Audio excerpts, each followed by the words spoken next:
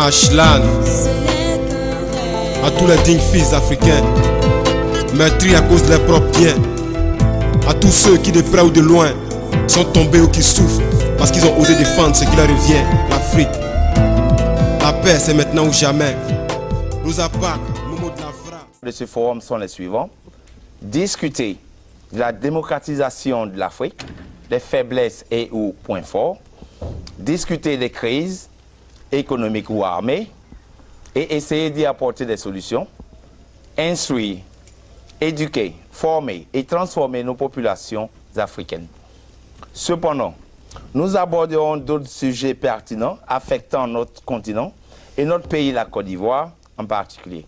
Par exemple, le fait que l'ethnie s'invite dans la vie politique et désigne les futurs leaders de nos États.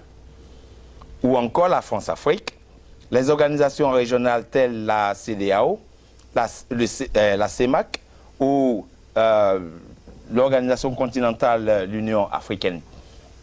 Le FDSC est une plateforme intellectuelle, scientifique et politique. C'est une plateforme d'idées contradictoires pour le bien-être des Africains et le développement de notre continent. Le FDSC donne l'opportunité aux Africains, quel que soit leur bord politique, pour nous donner leur avis sur la bonne marche de notre continent. Notre souci ici, c'est ce que nous avons en commun, l'Afrique. Ouvert au débat, et le FDSC est la plateforme appropriée afin qu'on se dise la vérité et qu'on harmonise nos idées. Cependant, nous avons des remarques pertinentes à faire.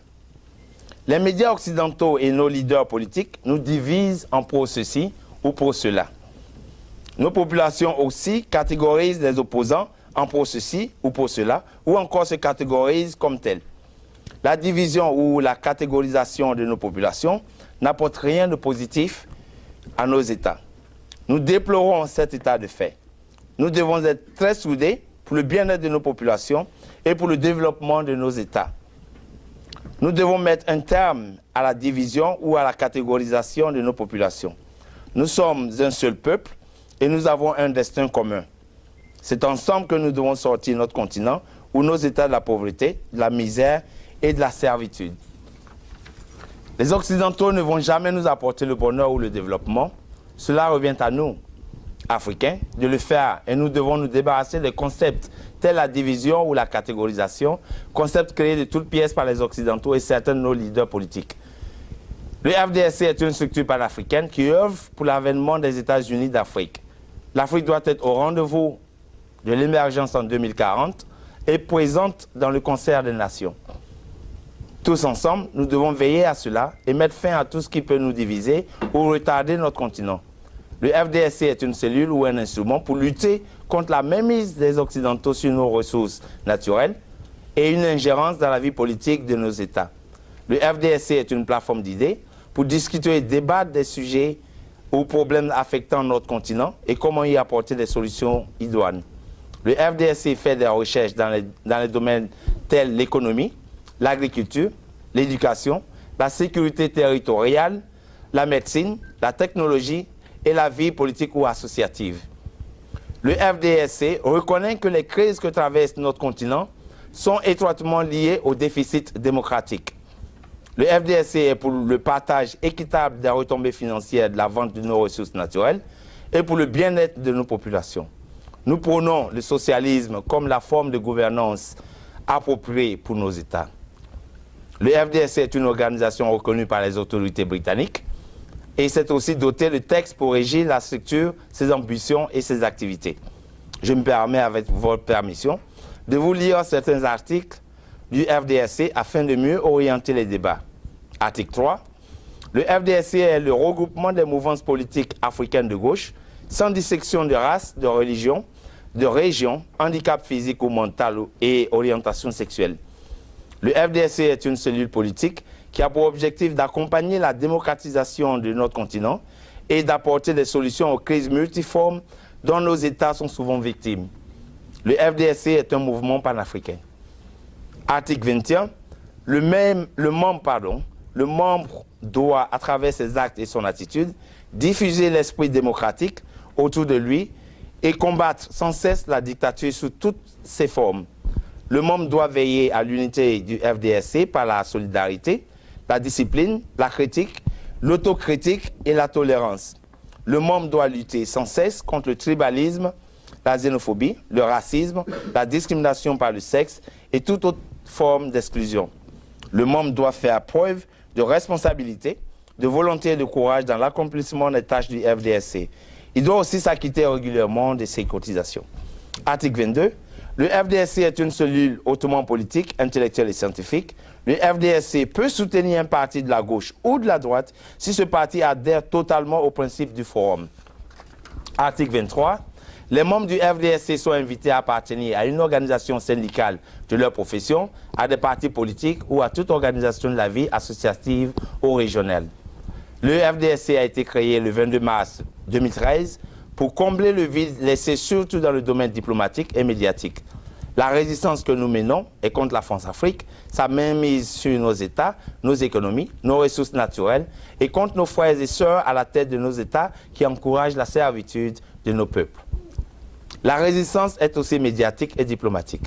Pendant 2 années successives, dans le cas ivoirien, des marches, sit-ins et autres activités ont été organisées afin de nous faire entendre.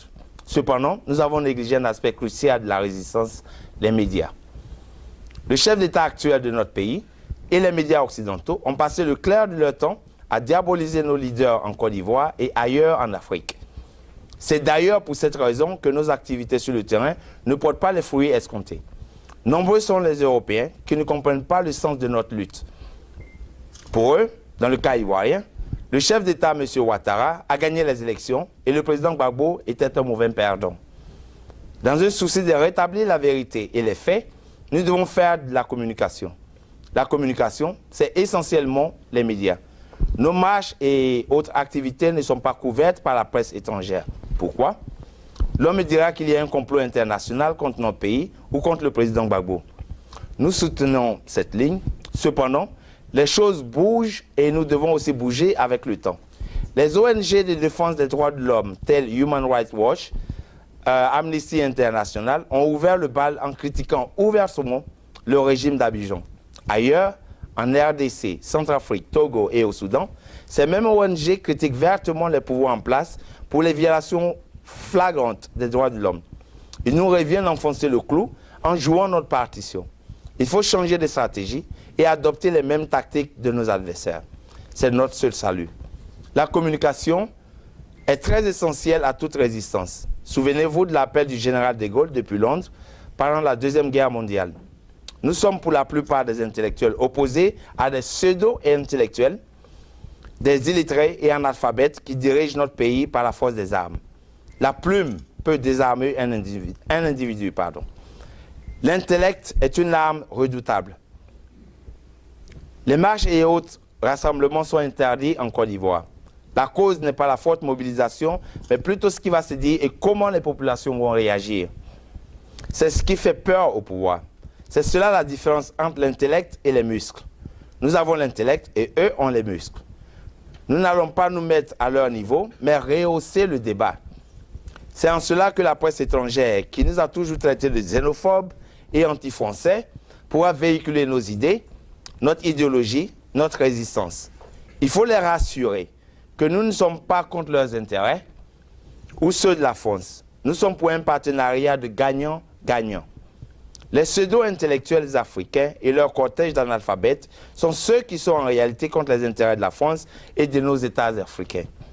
L'absence de démocratie, l'absence de l'état de droit, l'insécurité galopante sont des facteurs déterminants qui jouent en défaveur de tout investissement et développement. Avec une nouvelle classe de démocrates au pouvoir, les Occidentaux auront la sécurité et la protection de leurs intérêts, mais aussi un développement de nos États. Voici le message que nous devons véhiculer, et ce, à travers la presse occidentale. Pour l'instant, nous ne faisons rien dans ce domaine. Les marches et autres activités se succèdent, et au finish, le sens même des marches perd toute valeur. Les marches doivent marquer des événements clés, tels le 18 février, le 11 avril, etc. Les marches tous les week-ends démontrent que nous sommes limités, ce qui n'est pas le cas. C'est ce qui a d'ailleurs suscité la création du FDSC. Combler le vide laissé par nos leaders politiques, la communication et la diplomatie. Pour l'instant, Le FDSC fait beaucoup de communication. Nous pondons des déclarations et articles qui sont publiés sur des supports électroniques ou en ligne et dans certains quotidiens au pays. Ces articles et déclarations connaissent des réactions positives, tant au niveau national qu'international. Nous sommes beaucoup lus par la presse étrangère. Certaines presses ont déjà publié 2 de nos articles à cause de leur pertinence. C'est le travail que nous devons continuer afin de faire descendre la tension ou baisser la tension entre nous et l'Élysée. Perspective du FDSC vers la création des États-Unis d'Afrique. Nos ambitions pour l'Afrique pour les 5 prochaines années et au-delà sont instruire, éduquer, former et transformer nos populations africaines pour les enjeux à venir. Nos populations doivent sortir de l'ignorance et de l'inactivisme pour réclamer son dû et ses droits. Le FDSC entend rassembler les Africains autour du même idéal afin de mener la lutte aux résistances pour la libération totale de notre continent. Nous souhaitons être libres économiquement, financièrement, politiquement et culturellement. Nous souhaitons être dans le concert des nations et être traités avec respect et dignité. Nous souhaitons un partenariat de gagnant-gagnant et une indépendance totale afin de mener, comme nous l'entendons, notre politique économique et sociale. Nous souhaitons utiliser les bases du panafricanisme telles conçues par nos premiers leaders politiques comme Kwame Nkrumah, Patrice Lumumba et autres et les développer afin de faciliter la création des États-Unis d'Afrique. Pour cela, nous devons nous parler entre frères et sœurs africains et ne pas se marginaliser ou se laisser distraire ou encore diviser par les Occidentaux. Il est temps qu'on prenne notre destin en main et qu'on assume nos responsabilités en tant que fils et filles africains. Nous devons à la longue pouvoir élire librement nos dirigeants politiques, des dignes fils et filles de notre continent qui ont dans le sens élevé du panafricanisme et de la dignité de l'Africain. Le FDSC n'a nullement l'intention de se transformer en parti politique. Nous souhaitons conserver notre indépendance, autonomie et intégrité afin d'être efficaces sur le terrain. Le FDSC souhaite opérer en toute transparence, loin des lignes partisanes. Nous souhaitons favoriser ou faciliter l'unité africaine et au-delà la création des États-Unis d'Afrique avec sa propre monnaie et une autonomie dans tous les domaines. Nous souhaitons créer avec nos dirigeants politiques une nouvelle Afrique, une Afrique soudée, unie et forte. Pour cela, nous lançons un appel aux Africains, partout où ils se trouvent, à nous aider à réaliser ce projet ambitieux. Dès juillet 2013, nous aborderons le chapitre diplomatique afin de sécuriser des partenaires. Tout développement ne peut se faire sans partenaires. Les Européens et les États-Unis sont en crise financière depuis 2008, ce qui explique leur acharnement sur de nouveaux territoires à annexer. La France, l'ancienne métropole, est en récession depuis mai 2013. Les multinationales occidentales n'ont plus de marché tellement la compétition est rude. Elles nous font la guerre à travers leurs gouvernements respectifs. Les prétextes avancés sont la démocratie, le terrorisme international et la violation des droits de l'homme. Nos leaders sont accusés d'être des marxistes, des terroristes, des génocidaires, des leaders qui étouffent leur population et violent les droits humains. Ces pays, nous parlons de la France, la Grande-Bretagne et les États-Unis, tous détenteurs du droit de veto, se jouent les gardiens de la démocratie et de la sécurité internationale. Mais à y voir de très près, ce sont eux qui nous créent des problèmes. Ils s'en foutent de la démocratie, des droits de l'homme et du terrorisme. Ils installent des dictateurs à la tête de nos États, Côte d'Ivoire, Libye, Afghanistan, Centrafrique, etc. et arment ceux qu'ils appellent aujourd'hui des combattants de la liberté, Afghanistan, Irak, Libye et Syrie. Ces combattants deviendront demain des terroristes si ces derniers retournent leurs armes contre eux. En clair, les Occidentaux sont ceux-là même qui créent les conditions du terrorisme international à travers leur politique étrangère biaisée. Ils utilisent l'ONU comme un club d'amis pour prendre des résolutions leur donnant l'autorisation d'annexer de nouveaux territoires. C'est cela la vérité. C'est justement pour cela que le duo sino-russe a durci le ton dans la crise en Syrie. Ils se plaignent d'avoir été menés en bateau par les Occidentaux en Afghanistan, Irak, Libye, Égypte, Tunisie, Côte d'Ivoire et Centrafrique, où ces pays occidentaux ont promis à apporter la démocratie et le respect des droits de l'homme. Ces pays cités si haut ne connaissent aucune démocratie, encore moins ne respectent les droits de l'homme. C'est ce qui, dans les faits, crée un nouveau front ou la création de 2 blocs comme au temps de la guerre froide, tant militairement qu'économiquement. Ils n'ont jamais annexé un pays africain. Ils n'ont jamais usé de résolutions pour nous attaquer ou installé des pantins à la tête de nos États.